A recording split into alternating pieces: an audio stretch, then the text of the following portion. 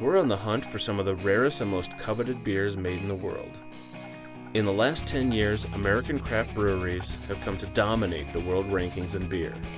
And the best of these are made in small batches all across the country.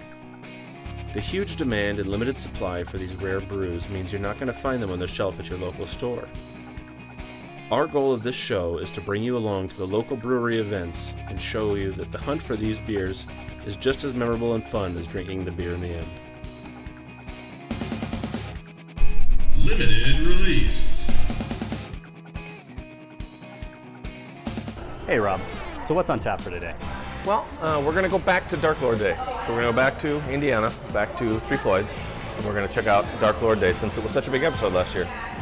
And I think this year what we're going to do is we're going to focus on getting there pretty early and getting right into the brew pub so that we can have some of the variants that they have because that's where they pour them. And then we can focus on the other aspects of the party that we didn't cover as much last year, such as the concert scene and some of the other beer sharing that's going on at the event. Last year's Dark Lord Day was a cold and rainy affair. There were also a couple issues with how the event was run. There were too many people in the event space, the guest beer lines were very long, the allocation line took forever, and it was very hard to watch the band. Let's see how they do this year. But before we dive right back into Dark Lord Day, let's see what else is on tap in the area. One of the things that we really wanted to do as well when we were here and this time around was we wanted to go and focus on some other, another local craft brewer that's really getting a lot of traction in Chicago. So we're here at Solemn Brewing, which is in Naperville, just on the west side of the city. And I got to tell you, they make some great beer. That's been delicious beer. Yeah. So they've been around for about a year, and one of the really cool things we like about this brewery is that the brewery itself and the tasting room, there's just nothing here, nothing separating it. So as you walk in, you get that lovely beer brewing smell. It just hits you right in the face and really gets you in the mood. Which is cool because otherwise, you're here to enjoy the experience of being in the brewery. Otherwise, you just go to a restaurant and order your drink. You came here for a reason, and they've done a great job of capitalizing on the atmosphere and the feel and everything of actually being in a brewery while you're drinking your beer. So the owner and one of the founders of the place, John Barley, who was destined by fate to be in the brewing business with a name like that, opened this place just over a year ago, and they've been gaining great traction on sort of people around. When we reached out to our fans and friends and said, we want to go to Chicago, we're going to be down there, we want to film some other cool places, where should we go? Everybody jumped up and said, you got to go to Solemn, which for some place it's this new and still not bottled or anything else, that's pretty impressive. This is a fantastic beer. Very nice. It has just about the right color, and real nice hops. The hops are excellent. I mean, it's more of that. I think it's almost like a straight Cascade, like a sea hop going in there. Part of it's a little sweeter than a lot of American IPAs, and that to me brings out a little bit more of the fruity. What this tastes like is a lower alcohol surly abrasive. I think. Based on this, especially for this growler that's probably a week old, it was in good shape. It was in great shape. Yeah. I bet it was even better initially, but it's fantastic. So. Solemn itself, the name is from a Robert Burns poem. The first graph, pretty much everybody knows, where it's John Barleycorn must die, but actually starts off where three kings swore a solemn oath that John Barleycorn must die. They were personifying the grain, vowing to cut it down and kill it, and make bread and provide food for their families, and we view it as beer. We're a Chicagoland only brewery right now. We distribute in all 8 Chicagoland counties. We do about 65% of our business in the city itself, and then kind of spread around the suburbs from there. Yeah, we're running right now on about a just shy of a 3,000 barrel clip.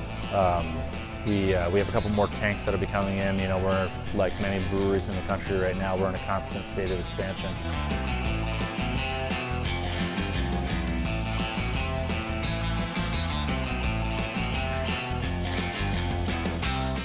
We really wanted to create an experience for people to come in and have a beer here and not have that separation that you see in a lot of establishments with glass window. You don't have to look through a wall with a reinforced glass window that you can see part of the equipment, but not really. We really wanted to focus on anybody that coming into our place really seeing that they're actually sitting and having a beer inside the brewery. But right now, probably Oubliette, which was a Belgian pale that we rolled out early on, and it's the one that's kind of come back the most frequently. Yeah, in front of our brew house here, we've got Latin phrase aut viam inveniam aut faciem. It means I shall either find a way or make one. We're going to enjoy our day here at Solemn. We're going to have a couple of drinks, we're going to get ready, and we're going to head over and we're going to hit up Dark Lord Day. I'm going to buy some drinks for our friends too. Oh yeah, I'll put them on the chalkboard. Exactly. All right, Cheers. Cheers.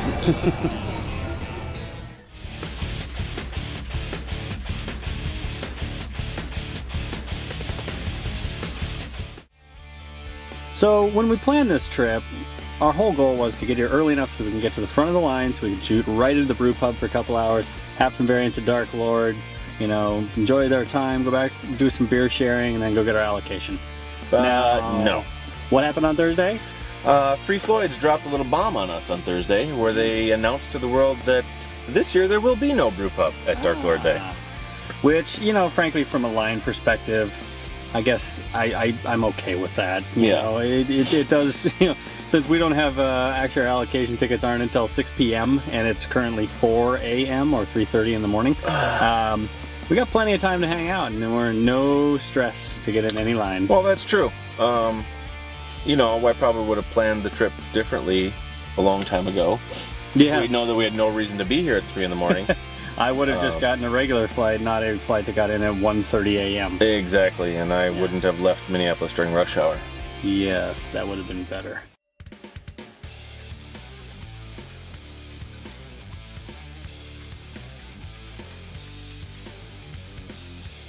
Cheers, man.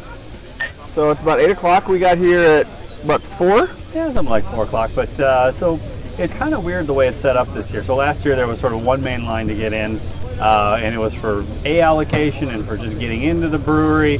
But this year we found it's completely changed. They've actually removed most of the event from inside the brewery, and it's actually across the street.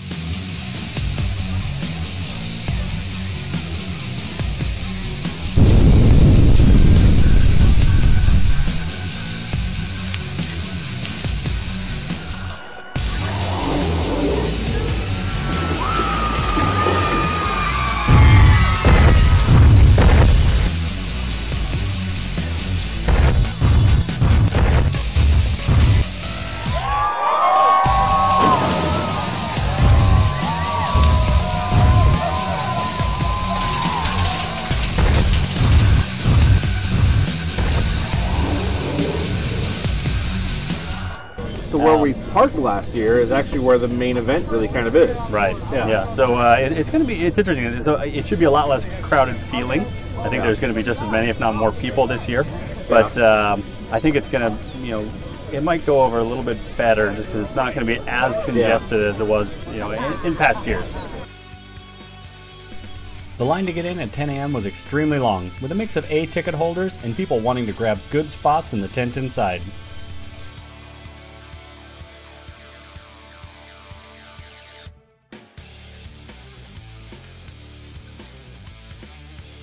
Three Floyds also tweeted out the allocation amount and what variants would be available this year. And on a side note, cell phones work much better this year.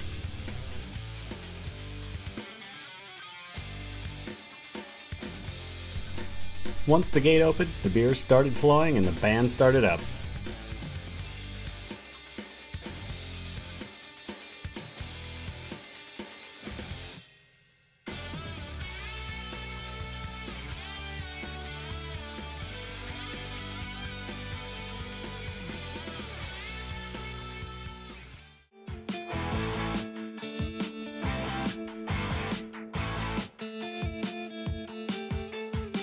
Yes, it is. Drinking beer and we're grilling. Yeah, beer trading, meeting great beer drinkers from across the country. It's always a great time here. Greatest beer trade day of the year. Yes. Hands down. This is actually a lot of beer trading going on today. It's a lot of fun. Yeah, it's probably one of the only beer fests I've traveled a lot of, GABF, a lot of the beer fests around the country, and it's up there as far as beer trading. There's not too many different types of beer fests where you can actually walk into and just say, hey, I've got this for trade today. Who's wanting this? Who's wanting that?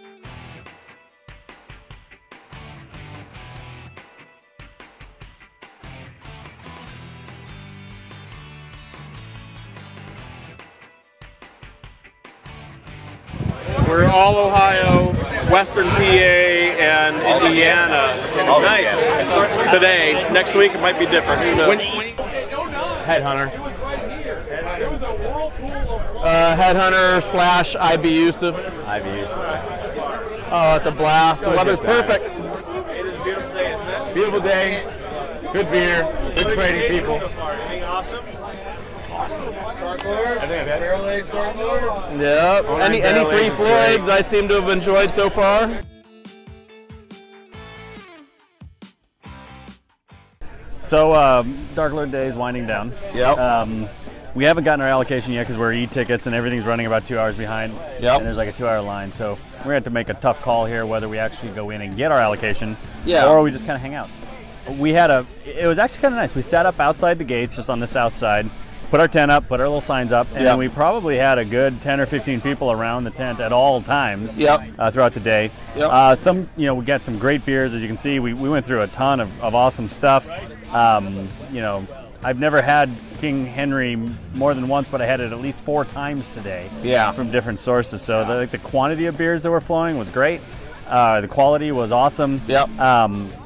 I will say, if you're gonna come here, watch your stuff, because some of our stuff actually did get stolen.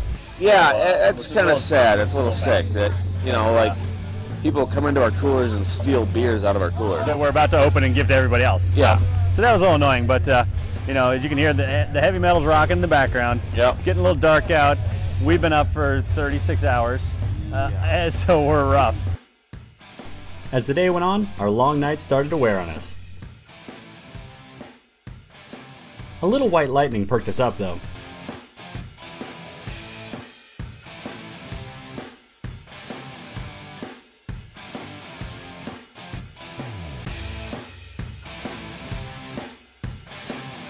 Did he wake up from his nap? He did. Now he needs some moonshine.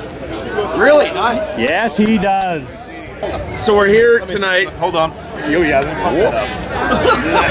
Drinking limited release moonshine, which is eating its way through my paper cup. I can sterilize surgical instruments in this. And it's giving me the hiccups. Straight from the hills, Alabama. They tell me this is. I'm pretty sure they just went and bought acetone and poured it in a glass and gave it to me. Oh God. It's smooth. It actually is pretty smooth. Just chug it, man. Just one shot. Just get the pain over. Poured half of it out. My tongue is on fire. Oh, we forgot about that. Yeah, can I get some bourbon to wash that down? Nobody's going to tonight. Oh, God damn it. All right, how many bottles have you guys caught? A little. No, God damn it. Stop. I'm driving.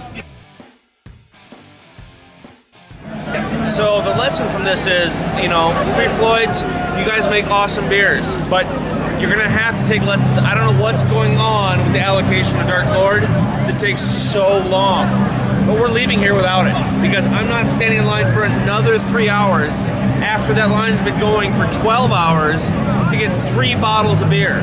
It's ridiculous, guys. I'm sorry. This new format works great for the on-tap stuff. That works awesome. Good for you for doing that. Figure out, talk to your neighbors, figure out what you have to do. Just release your allocation.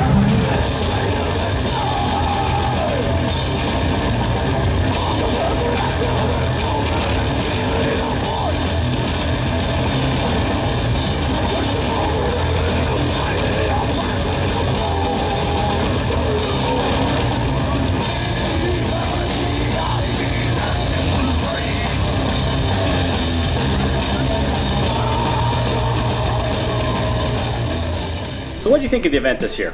Well, you know, the way they changed the format worked out really well. When they moved the taps across the street and the band, it made it much easier to enjoy all the guest breweries and listen to the music. And the allocation? Yeah, something went wrong there. I'm not sure what it was. It should have worked out well with the multiple ticket groups and the separation of the two, but somehow. In the end, it was still a 4-hour line to get your Dark Lord. Yeah, exactly. And putting 3 Floyd's case sales at the end of the allocation line just didn't seem like a great idea. Yeah, I don't know why they did that exactly. I was really looking forward to filling up the back of my truck with beer from 3 Floyd's and hauling it home, but in the end I wound up just having to scrounge stuff from liquor stores. So would you recommend the event to our viewers? Oh, absolutely. You know, if you've never been before, this is the grandfather of all release parties. It's a really fun party. It's a good time. Go, check it out. Well, until next time, keep on drinking. Yeah, cheers.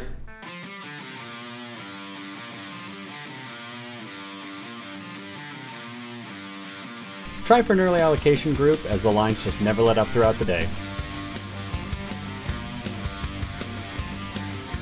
There were 2 lines this year, and the one on the south side was always shorter. Meet up with some beer share groups, as there's lots of time to fill and lots of great beers to try. There were lots of guest beers on tap, and the new format made them much easier to get. The band area became a mud pit as the day went on, even though the weather was pretty good. Above all, be patient. You're going to wait in line, accept it.